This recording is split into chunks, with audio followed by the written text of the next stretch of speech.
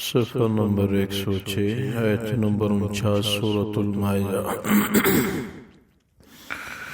اعوذ باللہ من الشیطان الرجیم، بسم اللہ الرحمن الرحیم۔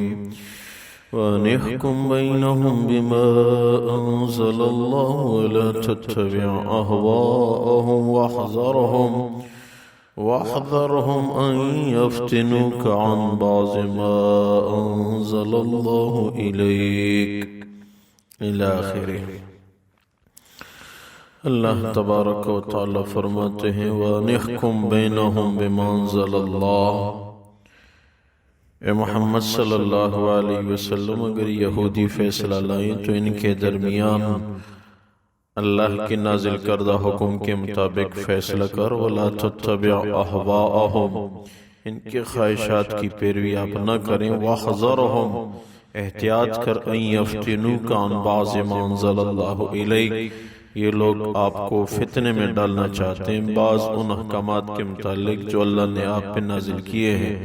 فَإِن تَوَلَّوْا، اگر انہوں نے برحق فیصلے سے منہ موڑا، فَاعْلَمْ أَنَّمَا يُرِيدُ اللَّهُ أَن يُصِيبَهُم بِبَعْضِ ذُنُوبِهِمْ، تو آپ جان لیں کہ اللہ تبارک و تعالی ان کے بعض گناہوں کی وجہ سے ان کو مصیبت میں مبتلا کریں گے۔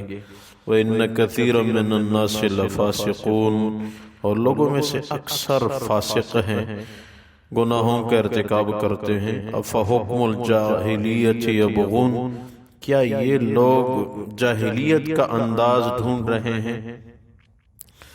وَمَنْ أَحْسَنُ مِنَ اللَّهِ حُكْمًا لِقَوْمٍ يُوقِنُونَ، اللہ تبارک و تعالی سے بڑھ کر کون بہتر فیصلہ کرنے والا ہے اس قوم کے لیے جو یقین رکھنے والی ہو۔ اللہ تبارک و تعالی ان آیات مبارکہ میں یہودیوں کا ذکر فرماتے ہیں۔ حدیث میں ہے کہ یہودی آئے حضور اقدس صلی اللہ علیہ وسلم کی مبارک ذات کے ہاں کہ ہم آپ کو دوسری مخالف فریق جو کہ یہودیوں کی جماعت ہیں، ہم دونوں جماعتیں آپ کے ہاں فیصلہ لائیں گے، آپ ہمارے حق میں فیصلہ کریں تو ہم سارے کے سارے آ کے اسلام میں داخل ہو جائیں گے۔ تو اللہ تبارک و تعالی نے یہ آیت نازل فرمائی کہ کسی کی خواہشات کی پیروی نہ کرنا، یہ لوگ آپ کو فتنے میں مبتلا کرنا چاہتے ہیں۔ آپ برحق فیصلہ کریں، اگر یہ لوگ منہ موڑتے ہیں تو اس کا بدلہ اللہ ان سے لیں گے۔ اور ساتھ ایک سوالیہ انداز، افحکم الجاہلیت یبغون، افحکم الجاہلیہ کا مطلب یہ ہے کیا جاہلیت کے فیصلے، جاہلیت کا انداز یہ لوگ ڈھونڈ رہے ہیں؟ استفہام میں، سوال میں کبھی سمجھانا مراد ہوتا ہے، کبھی سوال ہوتا ہے لیکن وہ سوال کا مطلب جواب مطلوب نہیں ہوتا، اس سوال میں ہی جواب ہوتا ہے کہ سمجھ جائیں۔ جیسے یہ سوال ہے افحکم الجاہلیت یبغون، اے نبی صلی اللہ علیہ وسلم کیا یہ لوگ جاہلیت کا انداز ڈھونڈنا چاہتے ہیں؟ اسلام سے دور ہونا، اپنے دین حقہ سے دور ہونا، بس یہ جاہلیت ہے، یاد رکھیں۔ کیا زمانہ جاہلیت کے لوگ جو اپنی بچیوں کو زندہ درگور کرتے تھے وہ اپنے آپ کو جاہل سمجھتے تھے؟ نہیں، وہ کہتے تھے یہ ہم اپنی ثقافت، اپنی تہذیب کے حوالے سے بہت باعزت کردار ادا کرتے ہیں۔ اسلام سے دور ہونا مسلمان کے لیے اپنے دین کا طریقہ چھوڑ کے دوسرا طریقہ اختیار کرنا، یہ جاہلیت ہے، یاد رکھنا، چاہے کوئی مانے چاہے کوئی نہ مانے۔ یہی ہوتا ہے کہ جاہلانہ انداز اختیار کر کے کوئی بھی اپنے آپ کو جاہل نہیں کہتا، وہ اپنا ایک انداز اختیار کرنا چاہتا ہے کہ یہ اس میں اچھا لگتا ہوں۔ یہ کئی جگہ 3-4 موقعوں پہ میں نے مختلف دفاتر میں لکھے پڑے لوگوں کو دیکھا، بائیں ہاتھ سے پانی پی رہا ہے، بائیں ہاتھ سے چائے پی رہا ہے، اور اس کو ایسے انداز سے، یعنی ایسے وہ ایک سٹائل سے جیسے کوئی ایک مبارک طریقہ ہے۔ نہیں جی، ہمارے نبی کا مبارک طریقہ کل بیمینک واشرب بیمینک، پیو دائیں ہاتھ سے، کھاؤ دائیں ہاتھ سے۔ ہاں، بایاں ہاتھ ناک صاف کرنے کے لیے، اور کوئی گندگی ہو اس کو ہٹانے کے لیے، کوئی تکلیف والی چیز راستے میں پڑی ہو اس کو ہٹانے کے لیے۔ حدیث میں ہے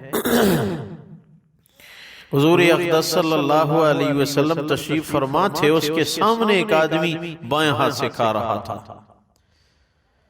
حضور اقدس صلی اللہ علیہ وسلم کی مبارک ذات نے ارشاد فرمایا، کل بیمینک، دائیں ہاتھ سے کھاؤ۔ اس نے کہا، لا استطیع، میں یہ نہیں کر سکتا کہ میں دائیں ہاتھ سے کھاؤں۔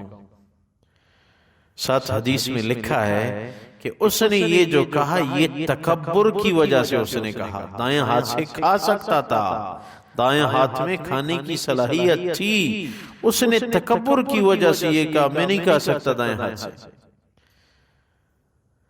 اللہ کے رسول نے جواب میں فرمایا، مستطاع تھا، آپ کو دائیں ہاتھ سے کھانے کی قوت اللہ نہ دے۔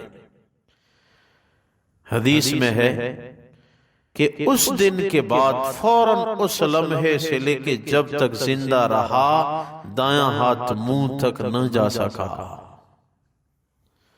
پہنچتا نہیں تھا۔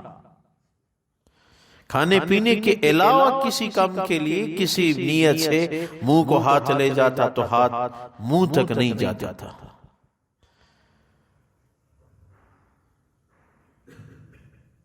اس لیے ہمارا دین مبارک ہے، اجر برکت، صفائی، طہارت، یہ ہمارے دین میں ہے۔ ہمارے نبی کی زندگی کا مطالعہ کریں، صفائی آپ کو ملے گی۔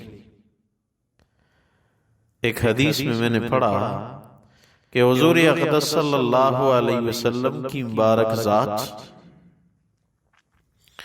ایک تنکا رکھتے تھے جیب میں،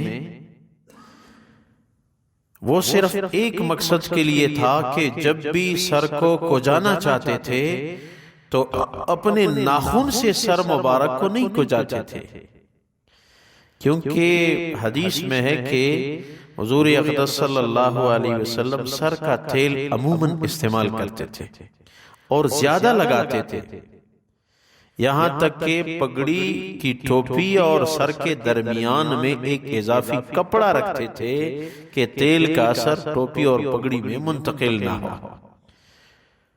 تو پھر ناخن سے اگر سر کو جاتے تو پھر وہ تیل یا بعض اوقات اسفار میں میل وغیرہ کا اثر ناخن کے سرے میں منتقل ہو جاتا، پھر اسی انگلیوں سے کھانا، تو یہ صفائی اور طہارت کے خلاف تھا۔ اس لیے ہمارے نبی ایک تنکا جیب میں رکھتے تھے صرف سر کو جانے کے لیے، بس آئینہ پاس رکھتے تھے، چہرہ انور دیکھتے، آنکھوں کی صفائی، سرما ڈالتے۔ یہ اسلام میں صفائی ہے، اسلام کا ہر طریقہ مبارک ہے۔ ایک جگہ میں نے پڑھا کہ علی رضی اللہ تعالیٰ عنہ کا مبارک دور تھا، ایک آدمی مسلمان ہوا، اسلام لانے کے بعد کہا کہ مجھے امیر المومنین کی ملاقات کرا دے، مجھے کوئی ضروری مسئلہ پوچھنا ہے۔ ہم نے کہا ٹھیک ہے، مل لیں۔ آیا، عرض کرنے لگا میں مسلمان ہوا ہوں، اس سے پہلے جب میں مشرک تھا تو میں نے کہا تھا کہ اگر اللہ نے مجھے بیٹھا دیا، میری کوئی اولاد نہیں تھی، اگر مجھے اللہ نے بیٹا دیا، مشرکین بھی اللہ کو مانتے تھے لیکن اس کے ساتھ شریک ٹھہراتے تھے، اگر میرا بیٹا پیدا ہوا تو پھر میں اپنے اس بیٹے کا پیشاب پیوں گا۔ اب تو میں مسلمان ہوا ہوں، یہ میں نے منت مانی تھی، امیر المومنین مجھے کیا کرنا چاہیے؟ اب تو میں مسلمان ہوا ہوں، وہ منت تو میرے ذمہ باقی ہے، کیا کروں؟ علی رضی اللہ تعالیٰ عنہ نے کیا فرمایا؟ آپ ایسا کریں، بائیں ہاتھ سے پانی پی لو، یہ ایسے ہے جیسے آپ نے پیشاب پیا ہے، بس آپ کی منت پوری ہو گئی۔ اس واقعے کو اگر غور سے سوچا جائے تو یہ معلوم ہو رہا ہے کہ علی رضی اللہ تعالیٰ عنہ کے علم میں بائیں ہاتھ سے پانی پینا ایسا ہے جیسے کوئی پیشاب پی لے۔ اس لیے اپنے دین کے قریب رہو۔ زمانہ جاہلیت میں جو ہو رہا تھا اس سے بڑھ کے ہم دین سے دور ہیں، ہماری جاہلیت اس سے بہت بڑھ کے ہے، لیکن ہم اپنے آپ کو جاہل کہتے سمجھتے نہیں۔ جو آدمی بھی جہالت کا راستہ اختیار کرتا ہے وہ اپنے آپ کو جاہل تو نہیں کہتا۔ ہمارا دین مبارک ہے، چاہے کسی کو اچھا لگے نہ لگے، ہمارا دین مبارک ہے۔ اور پھر بحیثیت مسلمان اپنا دین چھوڑ کے دوسروں جیسا سٹائل، جیسا انداز، جیسا لباس، یہ تو بہت نادانی ہے، بہت نادانی ہے۔ اس لیے اپنا دین یہ جہالت سے پاکی ہے، جہالت سے دور رہنا ہے، اس میں خیر ہی خیر ہے۔ اللہ تبارک و تعالی فرماتے ہیں وَأَنِحْكُمْ بَيْنَهُمْ بِمَا أَنزَلَ اللَّهُ، لوگوں کے درمیان فیصلہ کر اللہ کے نازل کردہ قانون کے مطابق، وَلَا تَتَّبِعْ أَهْوَاءَهُمْ، یہ لوگوں کے خواہشات کی پیروی نہ کرنا، وَاحْذَرْهُمْ أَن يَفْتِنُوكَ عَن بَعْضِ مَا أَنزَلَ اللَّهُ إِلَيْكَ، یہ یہودیوں سے احتیاط کرنا، یہ آپ کو فتنے میں ڈالنا چاہتے ہیں بعض اللہ کے احکامات کے متعلق جو آپ پہ نازل ہوئے ہیں۔ فَإِن تَوَلَّوْا، اگر انہوں نے برحق فیصلے سے منہ موڑا، فَعَلَمْ أَنَّمَا يُرِيدُ اللَّهُ أَن يُصِيبَهُم بِبَعْضِ ذُنُوبِهِمْ، سمجھ لو اللہ تبارک و تعالی ان کو ان کے کچھ گناہوں کی وجہ سے مصیبت میں مبتلا کرنا چاہتے ہیں۔ وَإِنَّ كَثِيرًا مِّنَ النَّاسِ لَفَاسِقُونَ، اور لوگوں میں اکثر گناہوں کا ارتکاب کرنے والے ہیں۔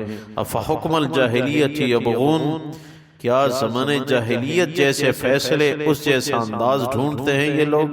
وَمَنْ أَحْسَنُ مِنَ اللَّهِ حُكْمًا لِقَوْمٍ يُوقِنُونَ، اللہ سے بڑھ کے کون بہتر فیصلہ کرنے والا ہے اس قوم کے ہاں جو یقین رکھنے والی ہو۔ اے اللہ اپنی بارگاہ میں قبول فرما، خلوص الہیت نصیب فرما۔ اسلام ہمیں قبول ہے اللہ، اس دین پہ ہم راضی ہیں، ہمیں استقامت نصیب فرما۔ اپنے نبی کے مبارک طریقوں کو ہمارے جسموں میں، معاشروں میں یا اللہ رائج فرما، غیروں کے غلیظ طریقوں کو یا اللہ ہمارے گھروں سے، معاشروں سے خارج فرما۔ یا اللہ برکتوں کا نزول فرما، یا اللہ ہم سب کی جائز حاجات پوری فرما۔ کچھ ساتھیوں کی پریشانی ہے، انہوں نے کہا ہے کہ درس والوں سے دعا کریں، یا اللہ ہر مسلمان کی پریشانی دور فرما۔ آخری خاتمہ بالخیر عنایت فرما، بالخیر عنایت فرما۔